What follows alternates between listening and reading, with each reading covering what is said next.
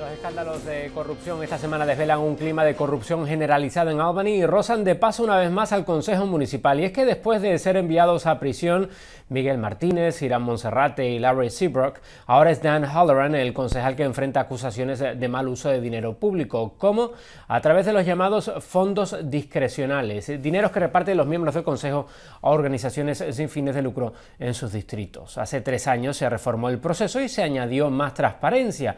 La presidenta del Consejo y candidata a la alcaldía, Kristen Quinn, dice que las reformas fueron suficientes. Sus rivales Saul Albanese y Bill de Blasio piden que este sistema se elimine por completo. Nuestro invitado conoce muy bien este proceso, fue concejal, es ahora Contralor Municipal y para noviembre quiere ser alcalde de Nueva York. Gracias por estar con nosotros, Contralor. Thank you for being here again. Happy to be here. ¿Terminaría usted con los fondos discrecionales, con estos fondos que parece muchos concejales tienen problemas y se meten en líos? Would you abolish member items like Saul Albanese and Bill de Blasio have asked for? I would not abolish them.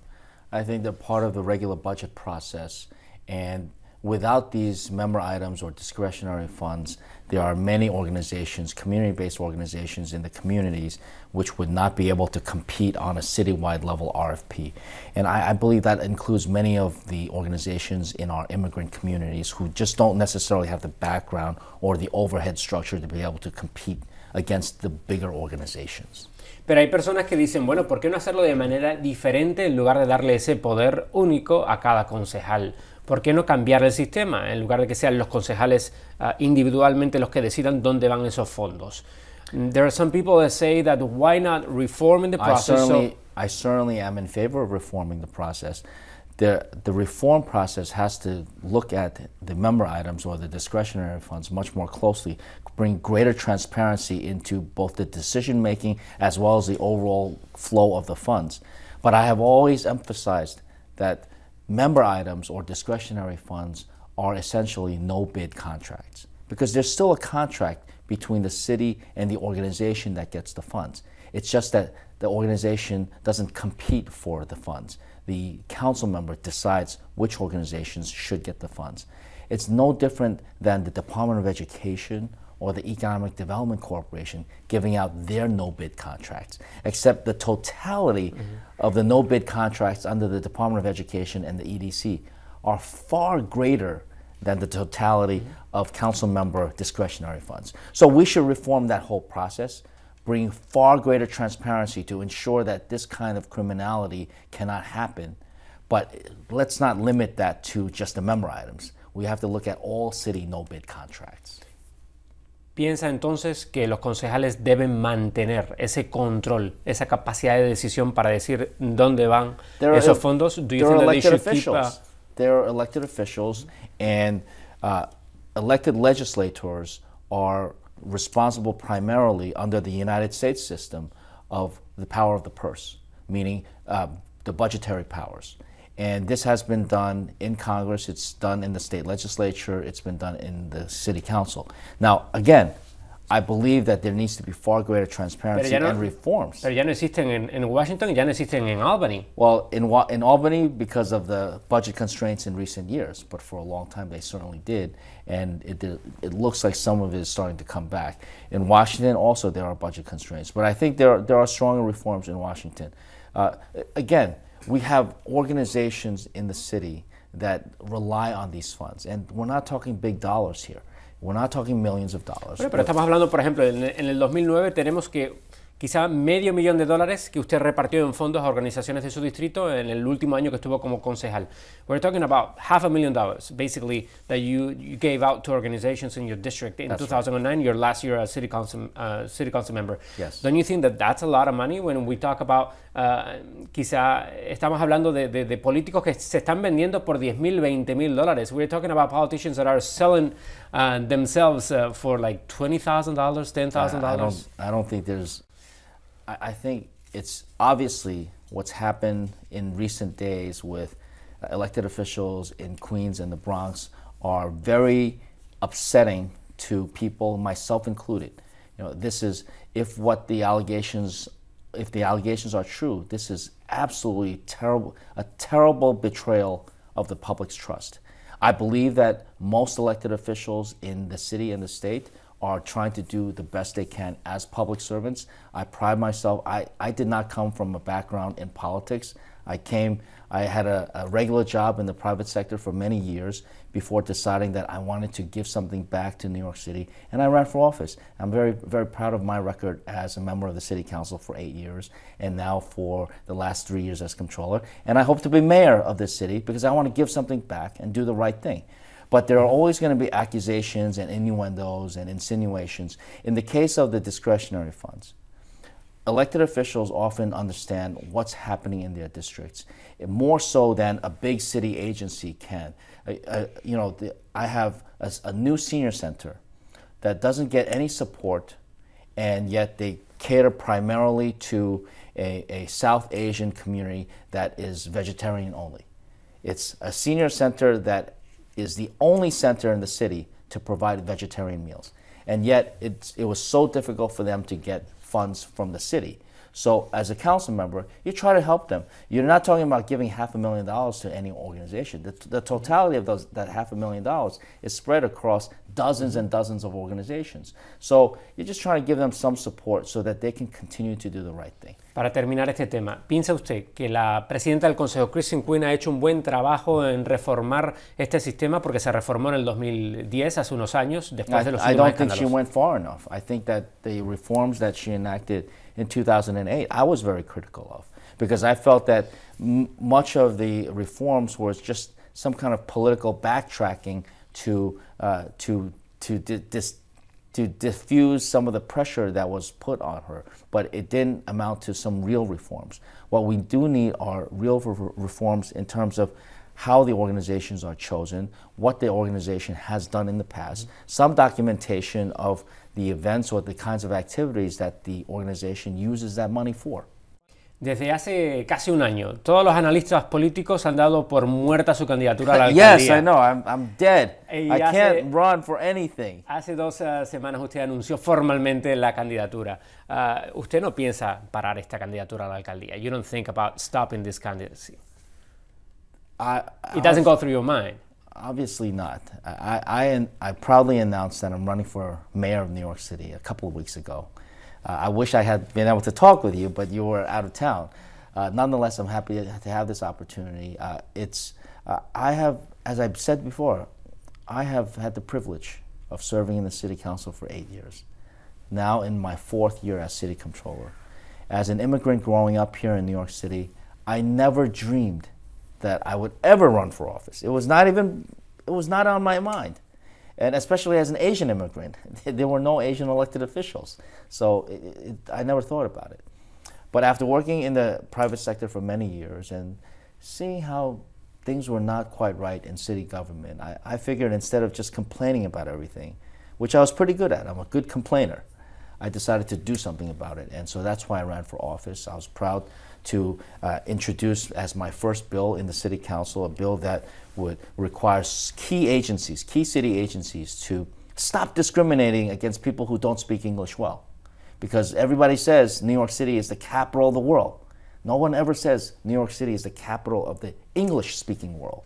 So after a big fight, it took 2 years, but I got my first bill passed that would require key agencies to deliver services in 7 different languages, depending on the area of the city. And that really stops discriminating against people who don't speak English. So I'm proud of the changes that I've made in the City Council. I ran for City Comptroller 4 years ago. I was very upset at the extension of term limits, so I certainly was not going to run for a 3rd term in the City Council. I ran for City Comptroller, in part because I have my professional background in finance. And the last 3 years have been phenomenal. I'm very proud of our record as the city budgetary watchdog. Through the audit and contract review process, I've recovered billions of dollars for the city taxpayers. We've reissued debt, sold city bonds at lower interest rates, saved billions of dollars there, and did quite well with regard to our pension investments. And with this overview of, in my role as comptroller, I've seen every single city agency And I know that I can hit the ground running, moving across the street to actually run all of these agencies. Hemos tenido aquí también a sus rivales, hemos tenido a Saul Albanese, hemos tenido a Eric Salgado, hemos tenido a Bill de Blasio, Bill Thompson. Son todos demócratas y es muy complicado establecer diferencias entre ustedes. ¿Cuál diría usted que es la mayor diferencia entre usted y el resto de sus colegas demócratas rivales en la contienda a la alcaldía? Look, I think there are a lot of candidates. You mentioned 5. You didn't mention Chris, right? Because she hasn't been here yet. Okay, Todavía no ha estado aquí. Right. He hablado solo de los que han venido a pura política por el momento. And there are a lot of candidates. I think when there are a lot of candidates, it's good for the people. The people have more choices, and it's up to us to distinguish ourselves, as you mentioned. I think I've got a very different background from most of the people running for office. Honestly, I don't think that all of these candidates that you mentioned will actually wind up in the Democratic primary. The ones that will wind up in the Democratic primary, I think I'm different. As I already mentioned, I'm an immigrant, grew up in an immigrant household who had nothing to do with politics. And in fact, most of my life I have not been in politics. I am the newcomer to running for office, even with 11 years in 8 years in the city council and 3 years in the controller's office. I'm still the relative newcomer. And I believe I bring a fresh perspective to what city government has to offer. I come from a community that doesn't care anything about government, sees government as a pain in the neck, as something that they pay taxes to and that they get fines and violations from. And that most people in my community would just rather not have anything to do with city government. I think that's wrong. I think city government has to serve and protect everybody in the city and not be viewed as a pain in the neck by so many. Pero sí hay una diferencia importante que hemos visto en los últimos días, porque se ha convertido también en uno de los temas principales de la campaña, que es la práctica policial de cateo, de detención y cateo. Usted tiene una postura muy específica al respecto. We've seen a difference with you and the rest of your colleagues in the Democratic field, and it's with one of the major issues right now in the campaign, that is stop and frisk. You have a totally different position from the rest of the field. I have a very clear position.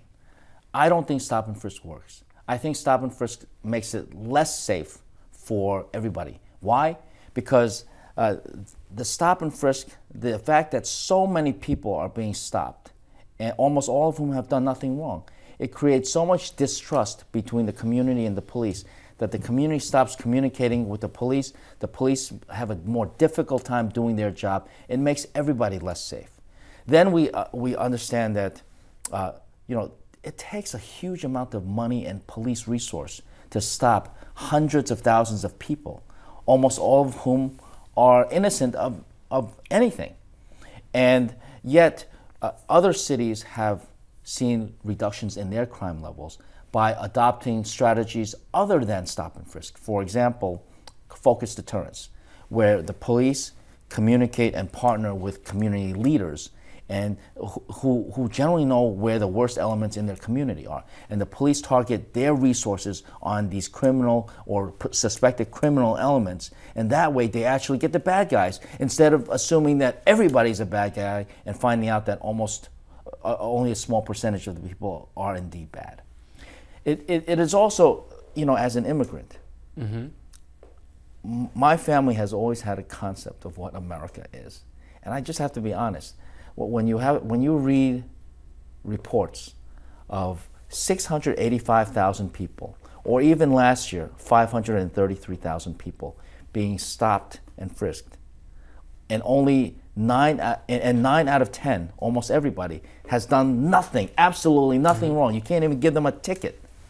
You would think that you're reading about some third world dictatorship, maybe some of the countries that we immigrants left to come to America from. We don't expect to read about that in America, and certainly not here in New York City. And then you add to that the fact that almost everybody being stopped and frisked is African American or Latino. That's racial profiling. And we don't expect to have racial profiling in the United States of America. When we opposed what Phoenix was trying to pass into law against immigrants, I felt that was always racial profiling. I resisted that. I fought against that. How could I possibly accept racial profiling in our own city? Y quiero seguir hablando de impuestos. ¿Puede usted prometer que no van a subir los impuestos si se convierte en alcalde? Can you promise that taxes are not going to go up if you're elected mayor? No, I cannot. I can promise that if you make over $500,000, your taxes are going to go up a little bit. But if you make less than $500,000, you'll get a tax break. Because in the city of New York, we have a flat tax system, which basically is no matter how much you make, you pay almost the same rate of tax. If you make $25,000 a year or you make $25 million a year, you pay almost the same rate of tax. It's a flat tax system that's rejected everywhere else in the country, and yet for some reason in New York City we have a flat tax. I've proposed an income tax reform that instead of having a flat tax, it would be a progressively curved tax so that people in the highest ranges of income, over $500,000, would pay about 1%, 1.25% more. But everyone below that income threshold would actually get a reduction in their tax bill. It's something that makes sense. It makes our tax system fairer. It helps control the widening wealth gap that we have. And it puts more money in the pockets of middle class and working poor who are most likely to spend that money in New York City, thus helping our economy regenerate through the multiplier effect. ¿Y no tiene usted miedo a que aquellos que ganan tanto dinero y que trabajan en el sector financiero, uno de los principales pilares de la economía de Nueva York, se vayan a mudar a Nueva Jersey o a la Florida? Donde that's what Mayor Bloomberg says all the time. Pero no piensa usted que es verdad. Well, there is no conclusive proof that people leave the city just because they have to pay 1% more in their income tax. New York City is a very special place. You can't think that, oh, New York City can be substituted by any other city. People want to be in New York City. Our population continues to increase in New York City. So I'm tired of these arguments by Mayor Bloomberg that, oh, you cannot do this or you cannot make that change because we'll upset the rich or we'll upset the big corporations and they will leave us. If they leave us, that's fine. But you know what? There are other people coming to New York City. Educación. ¿Cuál sería esa cosa principal que usted haría si es elegido alcalde para cambiar las cosas en educación? What would be that thing that you would do to change things in education here in the city? Education has been going down the wrong direction in recent years. Schools are treated as business divisions reporting up to DOE Corporation. That has to change.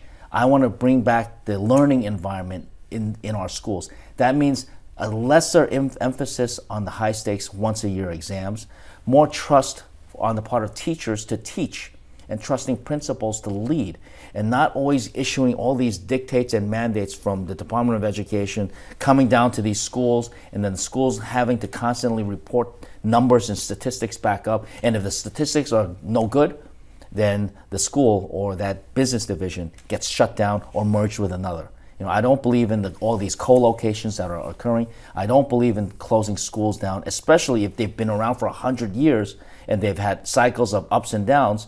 What right does this administration have to close these schools down? Y para terminar, ¿tiene usted un mensaje a los electores que están preocupados esta semana viendo cómo numerosos políticos a nivel municipal y a nivel estatal están vendiéndose al mejor postor e incluso están dándole el poder a grupos de interés en redactar legislación? Do you have a message for voters in the city that see how city officials, state officials are selling themselves for nothing or for a lot of money in some cases, and even giving people the power to draft legislation, something that is their role? I think that voters should pay very close attention to this. If legislators or elected officials are doing the wrong thing, the voters must vote them out of office. Don't even give them the benefit of the doubt. If they have done the wrong thing, they should vote them out of office. But I also believe that the vast majority of elected officials and public officials in our city and state are trying to do the right thing. And they're doing the best they can to serve the public with the best of integrity. Now, take a look at my case, right? I've been investigated, all these questions about my campaign fundraising. For 4 years now, they've been investigating me and my fundraising. They've wiretapped my cell phone. They have interrogated thousands of my supporters. And yet, they refuse to say that there's nothing more for them to investigate. I hope the public will also see through that. Muchas gracias. Le deseamos mucha suerte en esta candidatura. Thank you.